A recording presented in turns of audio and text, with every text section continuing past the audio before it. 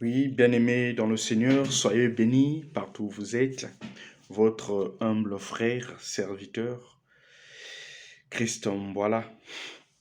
Alors ce matin, le Seigneur nous a encore fait cette grâce d'être autour de sa parole, à l'écoute de cet enseignement que nous allons parler des disciples.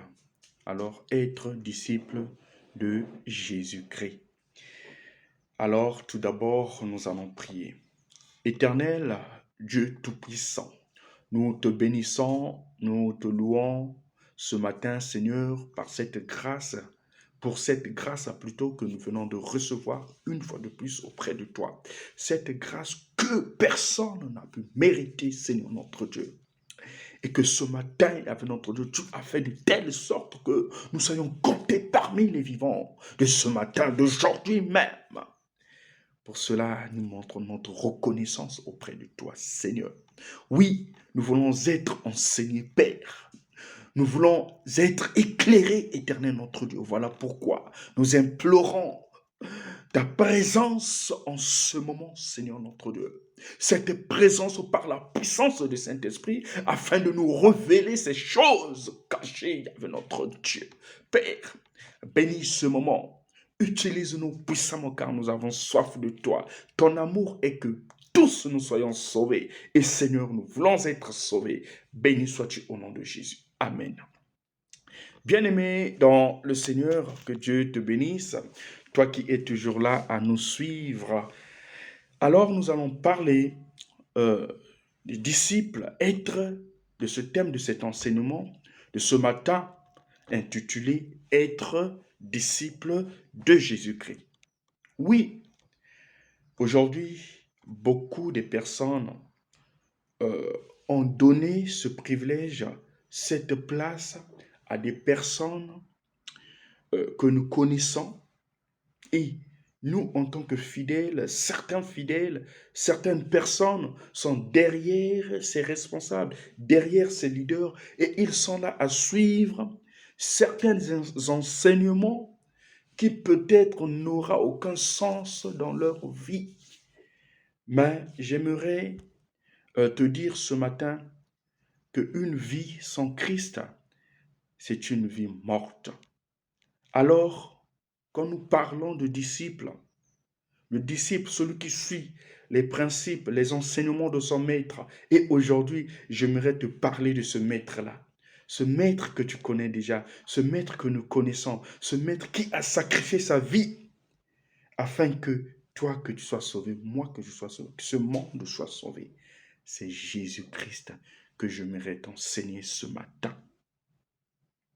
Bien-aimés, quand nous lisons l'évangile de Matthieu au chapitre 20, le verset 19 à 20, cet évangile nous dit ceci: allez donc dans le monde entier, faites les disciples parmi tous les peuples, baptisez-les au nom du Père, du Fils et du Saint-Esprit, et apprenez-leur à obéir à tout ce que je vous ai prescrit.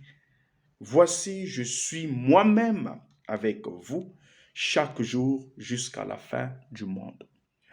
Quand nous lisons cet évangile, ces versets, nous comprenons que ici il s'agit des principes, des commandements, une mission que le Maître, que le Seigneur Jésus-Christ est en train de donner à ses disciples.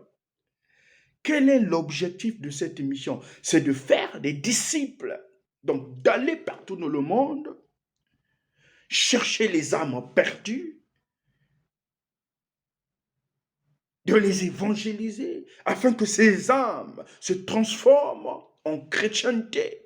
Ces personnes puissent accepter Christ comme Seigneur et Sauveur, accepter le baptême, et ces personnes puissent être à l'écoute de sa parole, à obéir. Et Jésus-Christ est avec nous tous les jours jusqu'à la fin du monde. Quel est notre objectif premier?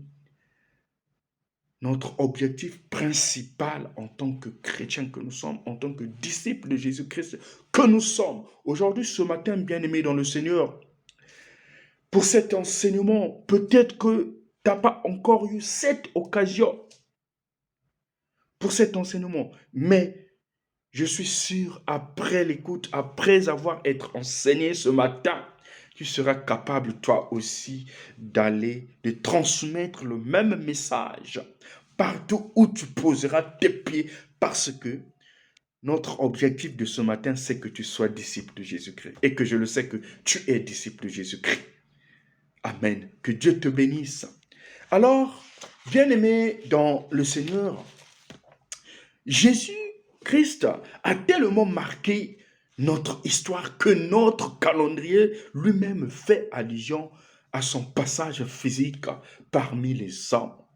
Oui, l'objectif, c'est que nous puissions nous proposer à découvrir une partie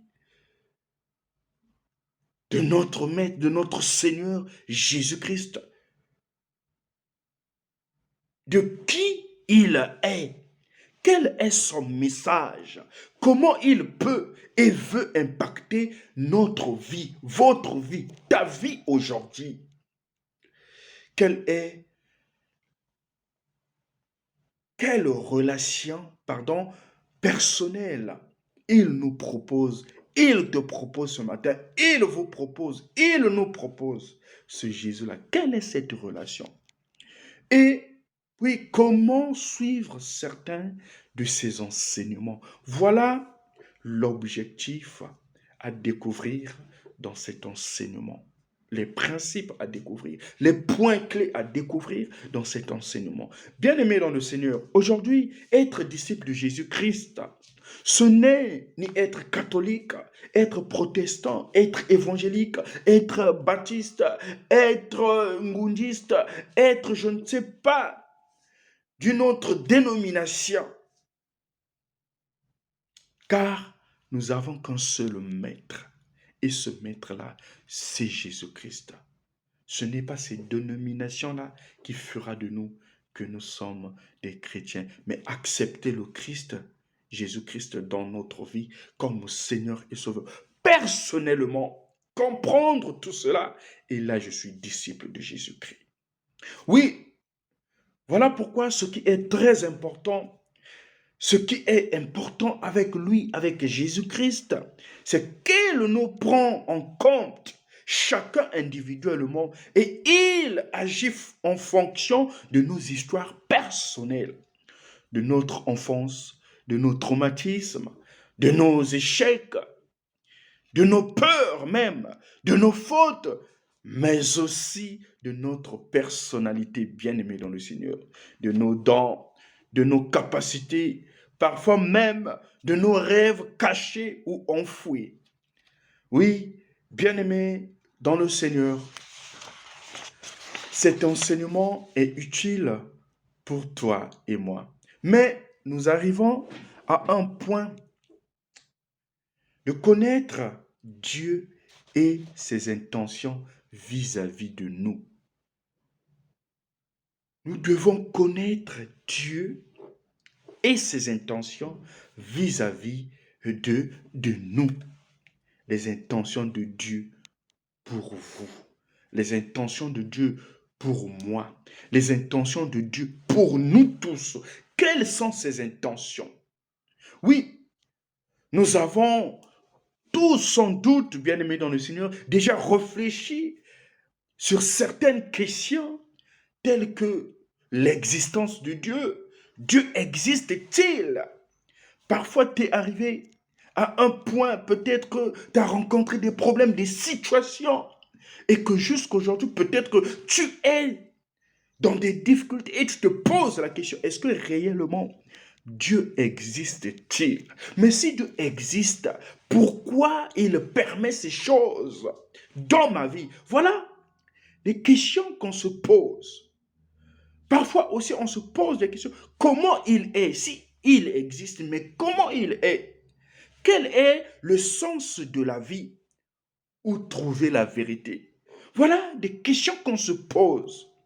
Mais bien-aimé dans le Seigneur, j'aimerais te dire ce matin, vous savez, il existe dans le monde physique qui gouverne l'univers physique, il y a de ces lois que nous connaissons, mais il existe aussi de même les vérités spirituelles qui gouvernent aussi nos relations avec Dieu, ce que certaines personnes appellent par les lois spirituelles. Et c'est ce que nous allons découvrir ce matin. C'est car c'est Dieu lui-même qui nous les a révélées dans sa parole de Dieu, dans sa parole qui est la Bible. Mais quelles sont ces lois? Il n'y en a que 4. Quelles sont ces lois spirituelles? Premièrement, bien-aimé dans le Seigneur, la première loi, c'est là où on nous parle de l'amour de Dieu. Oui, Dieu nous aime et nous a créés pour que nous le connaissions personnellement. Dieu t'aime, bien-aimé dans le Seigneur. Dieu m'aime. Dieu nous aime. Et il nous a créés pour que nous connaissions.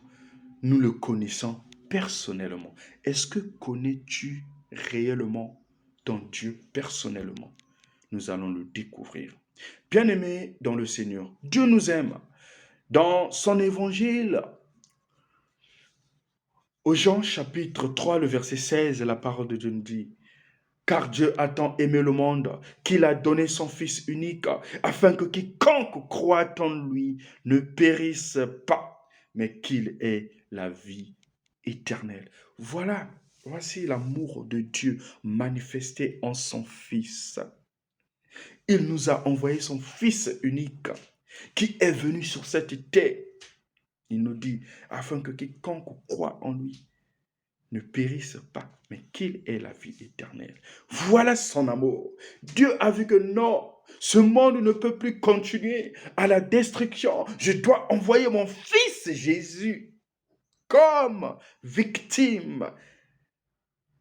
Mon Fils Jésus pour aller sauver ce monde. Cet amour que Dieu a manifesté dans son Fils. Et Dieu désire que nous les connaissons. Oui, quelle est cette connaissance? Toujours dans l'évangile de Jean au chapitre 17, le verset 3, il nous dit, Jésus, priant, le Père est dit, or la vie éternelle, c'est qu'ils te connaissent, toi le seul vrai Dieu, et celui que tu as envoyé, Jésus-Christ. La vie éternelle, c'est qu'ils te connaissent, toi le seul vrai Dieu et celui que tu as envoyé, Jésus-Christ. Donc, cela veut dire pour nous, pour avoir cette vie éternelle-là, nous devons arriver à cette connaissance de notre Dieu, connaître Dieu réellement dans notre vie, personnellement dans notre vie. Qui est ce Dieu-là dans ma vie? Comment il est? De quelle manière il agit? Oui, voilà pourquoi il nous offre une nouvelle vie, une vie en abondance.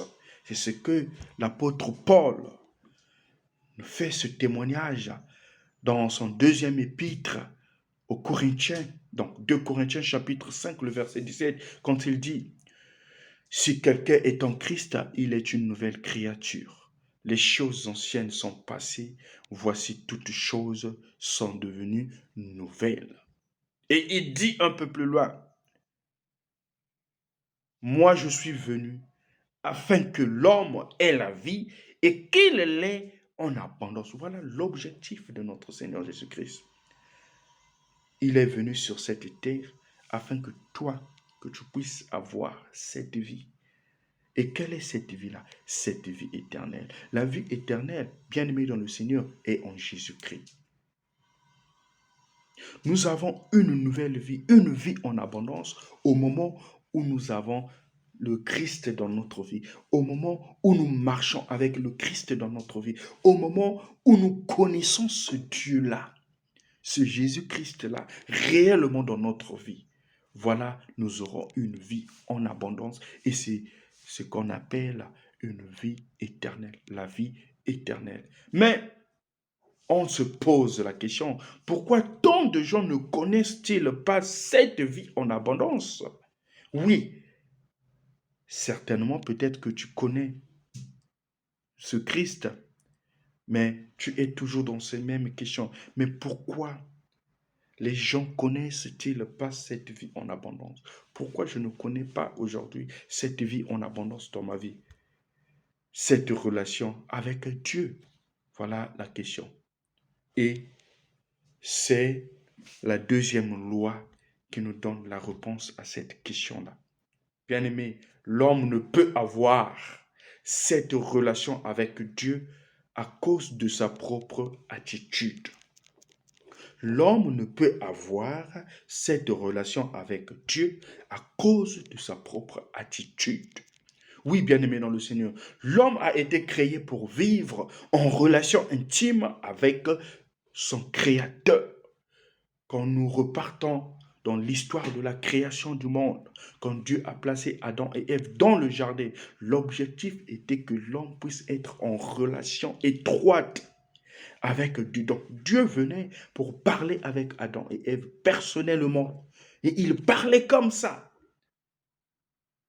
Mais par un libre choix, il a refusé de dépendre de Dieu.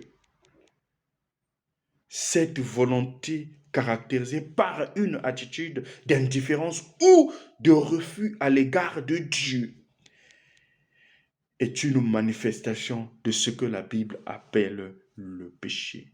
Le péché que Adam et Ève ont commis dans le jardin d'Éden. Oui, aujourd'hui, nous devons aussi savoir il y a le péché et les péchés. Nous devons faire cette distinction-là.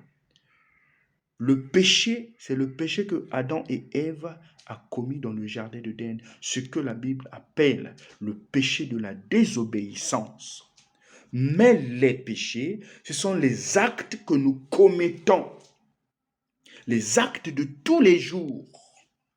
Les actes que nous commettons, ce sont les péchés. Mais il n'y a qu'un seul péché. Et c'est ce péché-là qui a retiré l'homme, qui avait brisé cette relation qui existait entre l'homme et Dieu. Ce péché-là qui a fait qu'il y ait inimitié entre l'homme et Dieu, le péché de la désobéissance. Mais qui a péché, bien-aimé dans le Seigneur? La Bible nous dit, tout ont péché et sont privés de la gloire de Dieu. Romains chapitre 3, le verset 23. Mais quelle est alors la conséquence du péché? La conséquence du péché, mes bien-aimés dans le Seigneur, la Bible nous dit dans Romains chapitre 6, le verset 23, que car le salaire du péché, c'est la mort. Mais le don gratuit de Dieu, c'est la vie éternelle. Quand vous marchez dans le péché, vous êtes encore dans le péché, vous êtes mort spirituellement et parfois aussi physiquement. Oui, ce qui revient à dire, pour une personne qui est sans Christ, qui vit sans Christ, oui, physiquement, tu vis, physiquement, tu marches, physiquement, tu parles, tu fais, tu travailles, mais spirituellement, tu es mort. Voilà de la mort que nous parlons ce matin, cette mort spirituelle. Et Ésaïe nous le dit dans son livre, Ésaïe 59, le verset 2, il dit, « Ce sont vos fautes qui mettent une séparation entre vous et votre Dieu. » Donc, voilà cette deuxième loi. L'homme ne peut avoir cette relation avec Dieu à cause de sa propre attitude, de son intelligence, de ses désirs. Naturellement, l'homme est dans le péché. C'est là où nous parlons de l'homme naturel.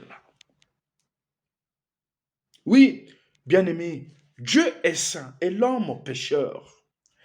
Son péché a créé un abîme entre lui et Dieu. Le péché de l'homme a créé cette séparation entre l'homme et Dieu.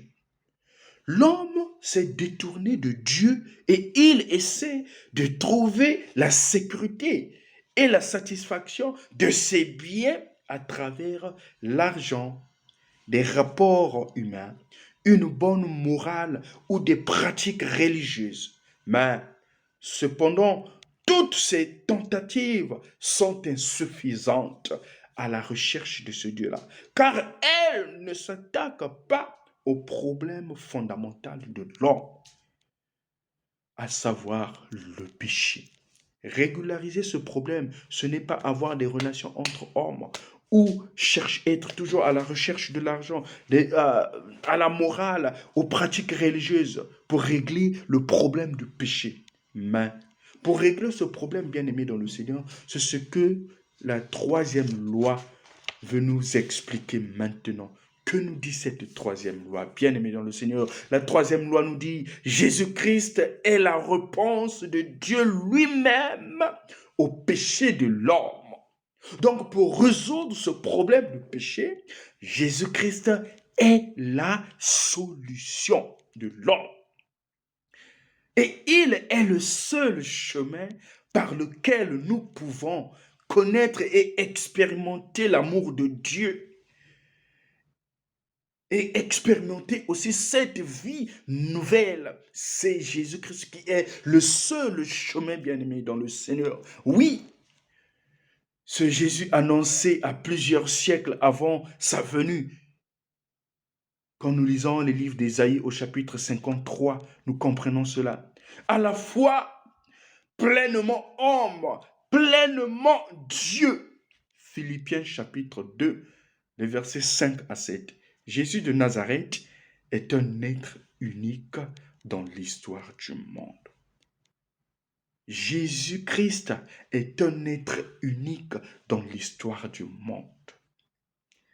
C'est lui qui est la solution, c'est lui qui est la réponse que Dieu lui-même nous a envoyé pour que l'homme soit sauvé, pour qu'il y ait réparation de ce péché qui a été commis par Adam et Ève dans le jardin d'Éden. Oui, mais comment Jésus a-t-il résolu le problème du péché? Voilà une question qu'on peut se poser. Comment Jésus-Christ a-t-il résolu le problème du péché? Oui, Jésus-Christ, pour résoudre ce problème-là, il est mort à notre place. Il a pris ta place. Il a pris ma place. Il a accepté cette mort de honte, cette mort qui a rabaissé sa personnalité. Jésus-Christ a pris ta place pour mourir. Il a été crucifié sur la croix à cause de toi, bien-aimé dans le Seigneur, afin que tu sois sauvé, afin que je sois sauvé, afin que nous soyons sauvés. Voilà comment il a résolu ce problème. Il s'est donné comme victime expiatoire. Il a pris ta place. Il a pris ma place. Oui, Christ est mort pour nous, alors que nous étions encore pécheurs. Voilà ce que l'apôtre Paul nous dit dans Romains chapitre 5, le verset 8. Christ est mort pour nous, alors que nous étions encore pécheurs. Et il est ressuscité. Il est vivant aujourd'hui. Le Christ est vivant, je le crois. Et j'aimerais te faire comprendre que ce matin, le Christ est vivant aujourd'hui. Il a été crucifié, oui, mais il est ressuscité et il vit aujourd'hui. Il est vivant aujourd'hui, ce Christ-là. Et les Actes des Apôtres, au chapitre 2, le verset 32 nous dit, ce Jésus, Dieu l'a ressuscité. Nous en sommes tous témoins. Après sa mort, nous savons que Jésus-Christ s'est apparu au milieu de ses disciples, certains disciples.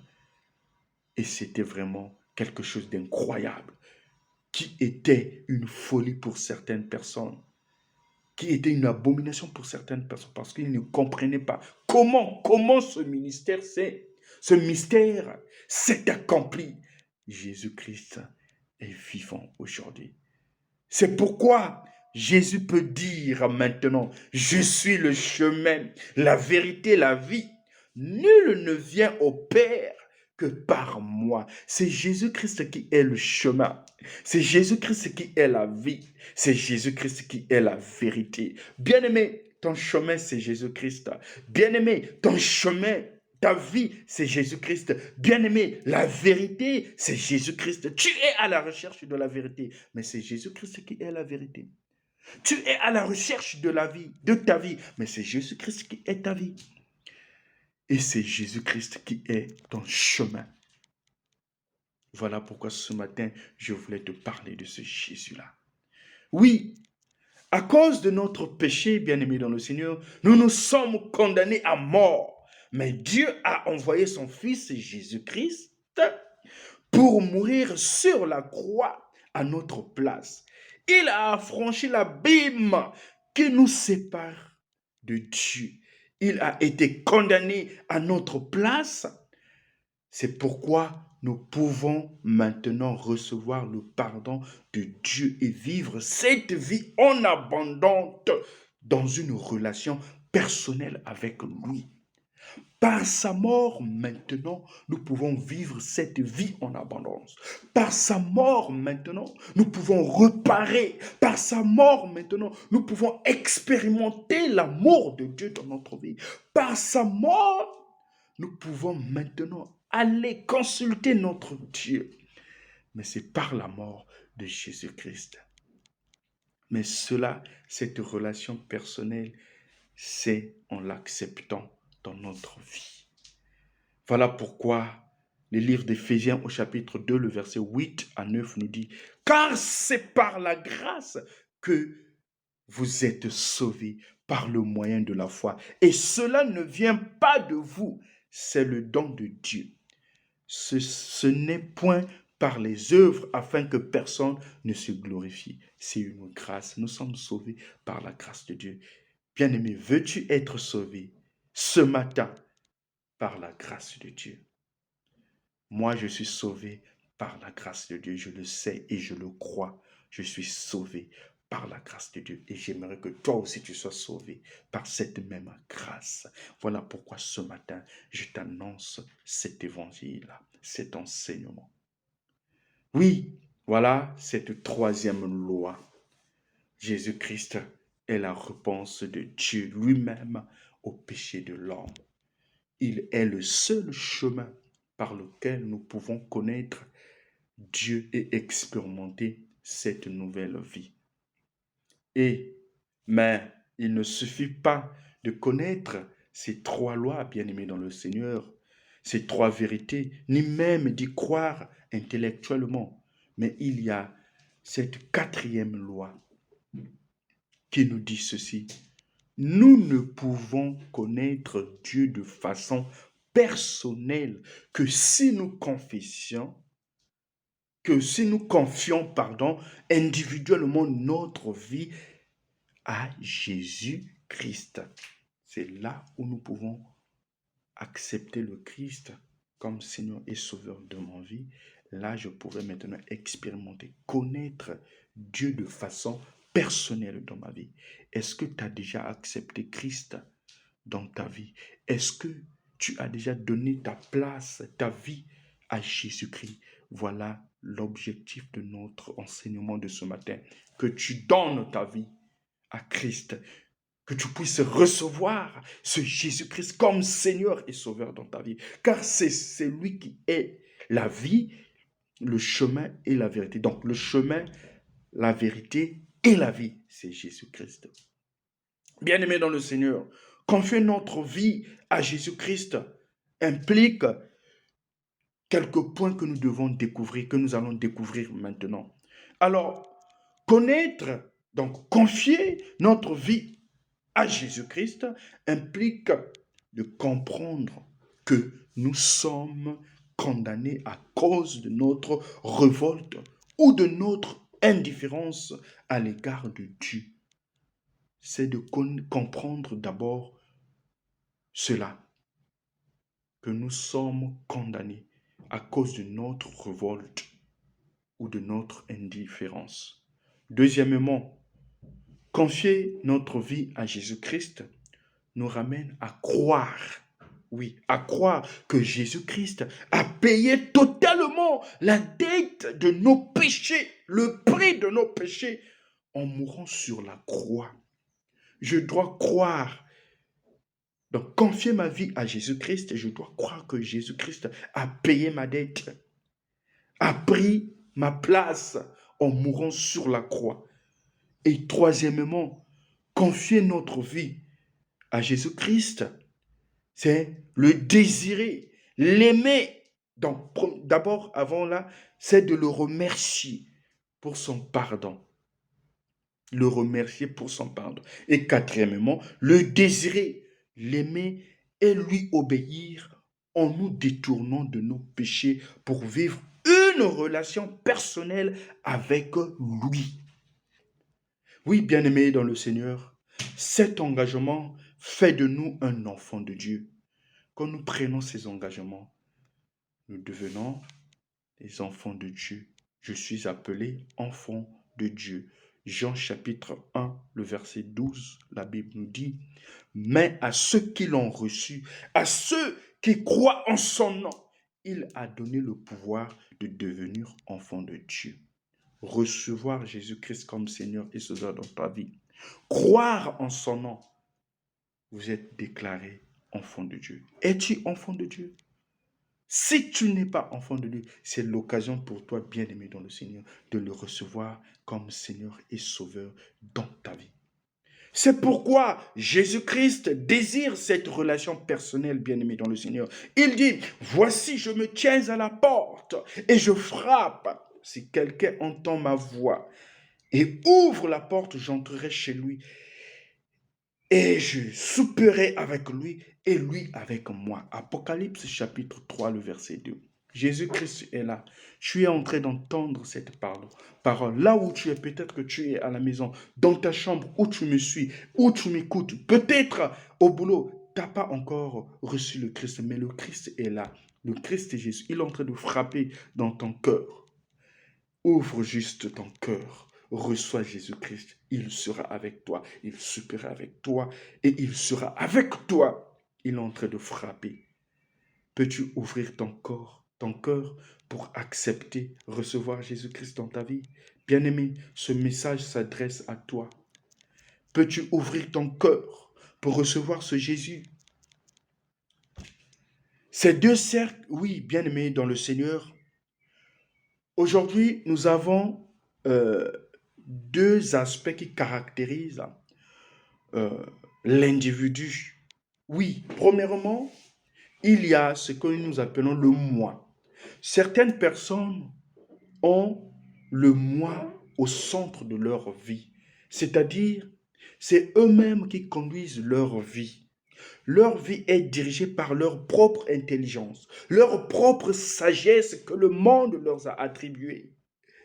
Leur vie est dirigée par eux-mêmes. Et souvent, il y a du désordre. Et c'est une vie sans but.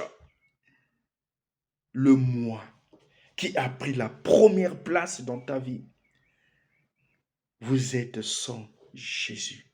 Jésus-Christ est hors de ta vie. Il n'est pas dans ta vie, car tu diriges ta vie toi seul. Tu marches toi seul. Voilà la première caractéristique de cette personne. Et la deuxième caractéristique d'une autre personne, c'est cette personne où le moi est placé de côté et le Christ Jésus est au centre de la vie de cette personne-là. Et la vie de cette personne-là, elle est meilleure. Cette personne-là qui a confié sa vie à Jésus-Christ, ses péchés ont été pardonnés et il expérimente l'amour de Dieu dans sa vie de tous les jours. Et la vie de cette personne, elle est bénie. Et cette personne a sa vie éternelle parce que ce n'est plus lui qui vit, mais c'est le Christ qui vit en lui. Et c'est Christ qui est au centre de sa vie. Sa vie est dirigée par Christ. Quel que soit ce qu'il doit faire dans sa vie, il doit le confier à Jésus-Christ parce que c'est lui qui est son maître, c'est lui qui est son Seigneur, c'est lui qui est son Dieu. Et Jésus-Christ est au centre de la vie de cette personne. Et cette personne marche dans la lumière. Alors, parmi ces deux exemples bien-aimés dans le Seigneur, peut-être que tu te retrouves maintenant. Tu marchais sans Christ peut-être. C'est à toi de choisir parmi ces deux exemples, quelle est ta position, où tu es fixé, dans quelle position qu'on peut te compter. Est-ce que c'est le moi qui dirige ta vie? Toi seul, le Christ est hors dans ta vie ou le Christ est dans ta vie? Alors, si tu es dans cette première partie, dans cette premier exemple, où le Christ, tu n'as pas encore accepté le Christ dans ta vie, bien-aimé, j'aimerais t'inviter maintenant à recevoir le Christ dans ta vie. Et voici comment vous pouvez le faire, peut-être là où tu es. Confier sa vie à Jésus-Christ est un acte de foi qui s'exprime par la prière. Donner sa vie à Jésus-Christ, c'est un acte de foi. C'est un acte de foi, bien-aimé dans le Seigneur, qui s'exprime par la prière. C'est juste ta foi. Et j'aimerais te proposer cette prière là où tu es. Ouvre juste ton cœur.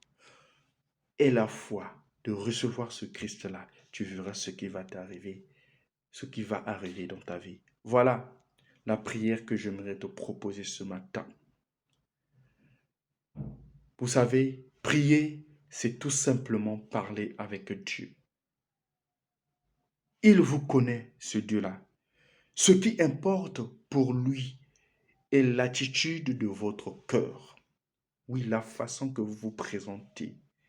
Votre honnêteté, si vous êtes dans la vérité, c'est juste votre foi. Ce n'est pas un miracle. Oh non, il faut utiliser ces moyens-là, il faut faire ça. Non, c'est premièrement votre honnêteté, votre attitude de recevoir Jésus-Christ dans leur vie. Voici une prière que nous vous suggérons ce matin. Bien-aimé, là où tu es, tu peux répéter cette prière. Priez avec foi. Vous allez voir comment votre vie sera transformée. Prions ensemble. Seigneur Jésus, je te remercie de ton amour et de ce que tu es venu dans le monde pour mourir pour moi.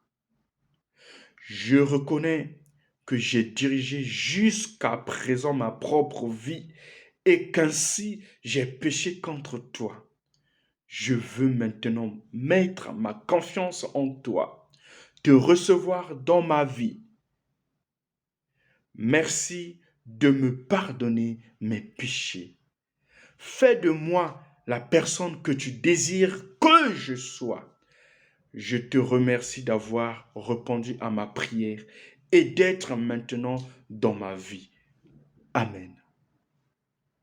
Désirez-vous prier Dieu ainsi en toute sincérité? Oui.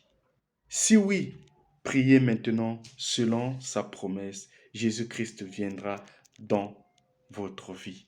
Voilà cette prière que je viens de vous proposer. Jésus-Christ viendra dans votre vie. Si vous l'avez fait, merci, que Dieu vous bénisse. Maintenant, bien-aimés dans le Seigneur, qu'arrive-t-il lorsque vous confiez votre vie à Jésus-Christ? Qu'est-ce qui pourrait vous arriver? Qu'est-ce qui pourrait arriver dans votre vie? Dès le moment où, par un acte de foi, vous confiez votre vie à Jésus-Christ, de nombreuses choses interviennent. Premièrement, Jésus-Christ entre dans ta vie, dans votre vie, par son esprit. Il ne vous quittera jamais.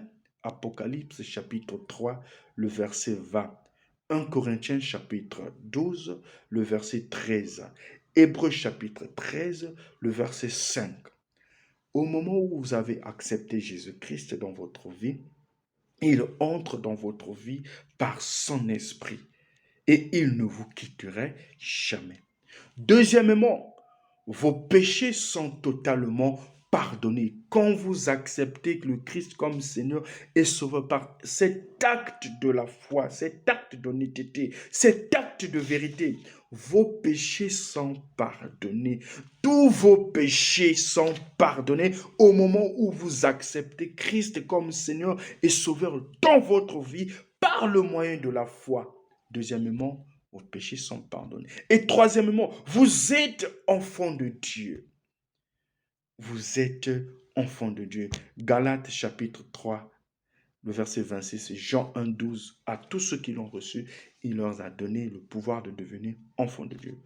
Et quatrièmement, vous commencez la vie nouvelle et éternelle pour laquelle Dieu vous a créé. Jean chapitre 17, les versets 2 à 3. Jean chapitre 10, le verset 10.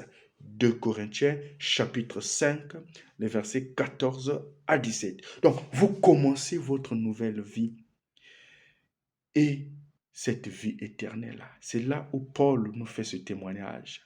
Si quelqu'un est en Christ, il devient une nouvelle créature. Les choses anciennes sont passées. Voici, toutes choses sont devenues nouvelles. Tout ce que vous avez fait avant, le Christ oublie et il enterre. Et là, vous commencez une nouvelle vie avec le Christ et vous avez une vie éternelle. Et c'est là où Paul dira un peu plus loin, ce n'est plus moi qui vis, mais c'est le Christ qui vit en moi. Bien-aimés dans le Seigneur, mais comment maintenant pouvez-vous être sûr que Jésus-Christ est dans votre vie? Oui, je viens d'accepter le Christ comme Seigneur et Sauveur. Peut-être que là où tu es, tu as déjà accepté Christ comme Seigneur et Sauveur dans ta vie. Tu te dis que peut-être que quand tu avais reçu ton baptême, dans l'église où tu es, dans la communauté où tu es, où tu confesses le Christ comme Seigneur et Sauveur. Mais jusqu'à aujourd'hui, tu n'as pas encore compris, tu n'as pas encore su que le Christ est dans votre vie. Mais comment pouvez-vous être sûr que Jésus-Christ est dans votre vie? Dieu l'a promis dans l'Apocalypse chapitre 3, le verset 20. Il est digne de confiance. C'est pourquoi vous pouvez être sûr que Jésus-Christ habite en vous si vous lui avez confié votre vie. Il dit ceci dans sa parole. Et voici ce témoignage. Dieu nous a donné la vie éternelle. Et cette vie est en son Fils. Celui qui a le Fils a la vie. Celui qui n'a pas le Fils de Dieu n'a pas la vie. Cela, je vous les écris afin que vous sachiez que vous avez la vie éternelle, vous qui croyez au nom du Fils de Dieu. Voilà ce témoignage. Donc, si vous avez le Fils de Dieu, vous croyez, vous avez déjà la vie éternelle dans la foi. 1 Jean chapitre 5, les versets 11 à 13. Pensez souvent à remercier Dieu de ce que Jésus-Christ est dans votre vie et de ce qu'il ne vous abandonnerait jamais. Un sujet pour nous. Jésus ne pourrait jamais nous abandonner au moment où nous acceptons le Christ comme Seigneur et Sauveur dans notre vie. Tu as le Fils de Dieu, tu as la vie. Tu n'as pas le Fils de Dieu, tu n'as pas la vie. Jésus-Christ, c'est notre Dieu. Et si je ne ressens pas ce changement dans ma vie, parce qu'aujourd'hui, il y a beaucoup de personnes qui se disent chrétiens. Parfois, on est là, dans les groupes de prière, dans les cellules de prière. Nous prêchons parfois aussi la parole de Dieu. Ils sont là. Parfois, c'est des prophètes. Parfois, c'est des pasteurs, des prêtres, que j'en sais encore. Mais parfois, ils ne sont pas chrétiens. Réellement. Ils ne sont pas disciples réellement. Oui. Parce qu'il n'y a aucun changement. Depuis qu'il a accepté le Christ comme Seigneur et Sauveur dans sa vie, aucune chose ne s'est changée dans sa vie. En fait, la vieille vie que cette personne avait avant de recevoir le Christ, c'est la même vie que cette personne Même au moment où il a accepté Christ comme Seigneur et Sauveur, il n'y a eu aucun changement. Cette personne-là, le Christ n'est pas en lui. Il n'est pas chrétien, elle n'est pas chrétienne. Oui, parce que il n'y a eu aucun changement. Quand on accepte le Christ comme Seigneur et Sauveur dans sa vie, il doit toujours y avoir un changement, un grand changement. Un grand changement. Et en toi, si tu n'as pas ce changement-là, dis-toi que tu n'as pas encore accepté le Christ comme Seigneur et Sauveur. Et c'est l'occasion pour toi, bien-aimé dans le Seigneur. Ce n'est pas que chaque jour, chaque dimanche, vous êtes à l'église, que vous êtes chrétien. Ce n'est pas que chaque dieu vous chantez pour le Seigneur, que vous êtes chrétien. D'ailleurs, aujourd'hui, nous voyons des personnes, des serviteurs de Dieu qui sont surprises dans des hôtels en faisant des choses, des actes horribles qui ne témoignent plus la grandeur de Dieu. Nous voyons aujourd'hui des fidèles de certaines communautés qui font des choses vraiment qui ne témoignent plus la grandeur de Dieu. Nous voyons même des chantres aujourd'hui qu'on appelle des chantres de Dieu qui aujourd'hui ont leur vie cachée, qui vivent dans l'hypocrisie. Bien-aimé, tu n'as pas encore accepté Christ et Sauveur, Christ Jésus comme Seigneur et Sauveur dans ta vie. C'est l'occasion de l'accepter. C'est le moment de remettre ta vie. C'est le moment de l'accepter véritablement dans ta vie. Oui, ne vous fondez pas sur vos sentiments, bien-aimés dans le Seigneur. Aujourd'hui, vous vous sentez peut-être heureux. Demain, il se peut que vous soyez triste. Les sentiments varient selon les circonstances dans lesquelles vous vous trouvez. Ne comptez donc pas sur vos sentiments pour avoir l'assurance